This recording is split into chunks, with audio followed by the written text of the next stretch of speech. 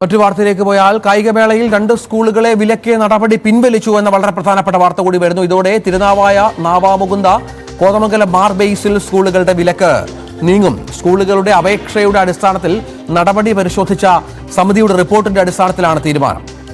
ഉത്തരവ് ഒരാഴ്ചയ്ക്കകം ഇറങ്ങും. വി അരുൺ ഉടൻ വിവരങ്ങൾ പങ്കുവെക്കും. നമുക്കറിയാം, ഇത് വലിയ തോതിലുള്ള പ്രതിഷേധത്തിന് കാരണമായിരുന്നു. കാരണം ദേശീയ കായിക താരങ്ങൾ പോലും പഠിക്കുന്ന സ്കൂളുകളാണ് ഇത്. അവർക്ക് വിലക്ക് ഏർപ്പെടുത്തുന്നതോടെ ഇവരുടെ അവസരം നഷ്ടപ്പെടും എന്നുള്ള വളരെ പ്രധാനപ്പെട്ട വിമർശനമാണ് ഉയർന്നത്. തുടർന്നാണ് ഇപ്പോൾ ആ വിലക്ക് പിൻവലിക്കാനുള്ള തീരുമാനം സർക്കാർ തലത്തിലെടുത്തിരിക്കുന്നത്. മന്ത്രി ഈ സംബന്ധിച്ച് ചില സൂചനകൾ കൂടി നൽകിയിരുന്നു. ഇതുമായി ബന്ധപ്പെട്ട് ഇതിനെ പഠിക്കാൻ പ്രത്യേക കമ്മിറ്റിയെ നിയോഗിച്ച പശ്ചാത്തലമൊക്കെ ഉണ്ടായിരുന്നു. കമ്മിറ്റിയുടെ റിപ്പോർട്ട് വരുന്നതനുസരിച്ച് തീരുമാനമെടുക്കുമെന്നാണ് മന്ത്രി വ്യക്തമാക്കിയിരുന്നത്. ഇപ്പോൾ നമുക്ക് ലഭിക്കുന്ന വിവരമനുസരിച്ച് സർക്കാർ ഏതാണ്ട് തീരുമാനമെടുത്തു കഴിഞ്ഞു.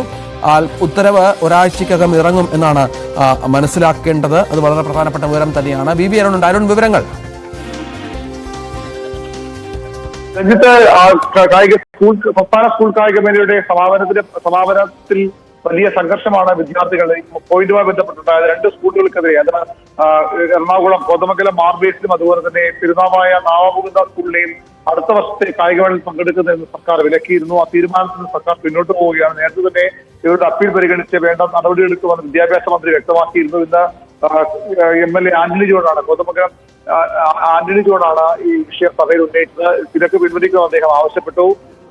സർക്കാർ അക്കാര്യം പരിശോധിച്ചു. സ്കൂളുകളുടെ വിലക്ക് നീക്കാൻ സർക്കാർ തീരുമാനമെടുത്തിട്ടുണ്ട്. അധ്യാപകരുടെ കാര്യത്തിൽ റിപ്പോർട്ട് കൂടി കിട്ടി, അടുത്ത റിപ്പോർട്ട് കൂടി കിട്ടിയ ശേഷം മാത്രമേ നടപടി ഉണ്ടാകൂ എന്ന് മന്ത്രി വി ശിവൻകുട്ടി വ്യക്തമാക്കി. സ്കൂളുകളുടെ വിലക്ക് പിൻവലിച്ചുകൊണ്ടുള്ള ഉത്തരവ് ഒരാഴ്ചയ്ക്കുള്ളിൽ പുറത്തിറങ്ങുമെന്നും മന്ത്രി നിയമസഭയിൽ പറഞ്ഞു. അതാണ് സാഹചര്യം. 2 സ്കൂളുകളുടെ വിലക്ക് പിൻവലിക്കാൻ സർക്കാർ തീരുമാനിച്ചിരിക്കുന്നു. ഉടൻ ഉത്തരവ് ഇറങ്ങുമെന്നും വി അരുൺ റിപ്പോർട്ട് ചെയ്യുന്നു.